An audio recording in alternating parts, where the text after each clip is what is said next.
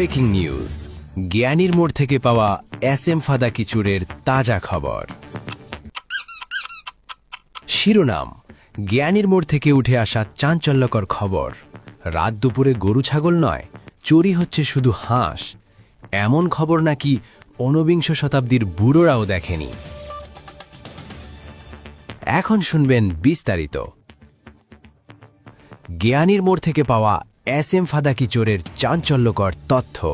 চুরিবিদ্যা মহাবিদ্যা, যদি না পড়ে ধরা। অভাবের দিনে চোর বেটাদের পকেটে পড়েছে খরা। আজকের ঢেলায় চোর চুরি করতে গেলে পাছার দিকে তাকিয়ে পণ্ডাবার ভাববে। জ্ঞানীর মোড়ের গুণীদের মতে তারা সাধারণ কোনো বড় চোর নয়, তারা হচ্ছে এলাকারই লতাপাতা ও সুপারি বা হিন্দু বাড়ির মুরগি চোর। তারা এতটাও ফকিন্নিমার্কা কপাল পোড়া চাকর বাকর নয় যে তাদের চুরি করে জীবিকা নির্বাহ করতে হবে। তারা হাঁস মুরগি চুরির মতো নির্লজ্জকর বেহায়াপানা করে এলাকাবাসীদের কি বুঝতে চাচ্ছে, এটা আজ জাতির কাছে প্রশ্ন রইল। প্রত্যক্ষদর্শীদের মতে এই হাঁস চোরেরা তারা ভেঙে হাঁস মুরগির ডিম চুরির মতো কাজ করতে পিছপা হচ্ছে না। জ্ঞানীর মোড়ের প্রার্থীরা বলেন, এমন বেলাইজ্জা চুরি তারা কেন ঊনবিংশ শতাব্দীর বুড়োরাও দেখেনি।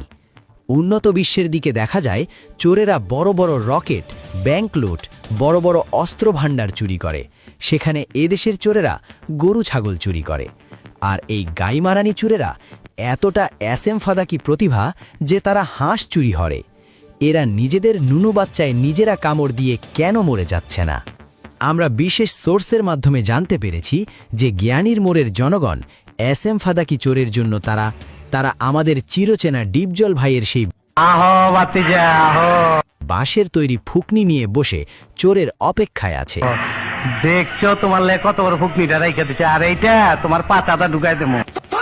এলাকার সাধারণ মানুষ জ্ঞানীর মোড়ের সভাপতি ও সহসভাপতি এবং স্থানীয় নেতা ও নেতৃবৃন্দদের কাছে জানিয়েছেন যে জ্ঞানীর মোড়ের এমন এসএম ফাদাকি, বেলাইজ্জা ও বেখারিস্তা বজা কপাইল্লা চোরদের এই নির্লজ্জকর কর্মকাণ্ডের বিরুদ্ধে পদক্ষেপ নেওয়ার আবেদন জানান।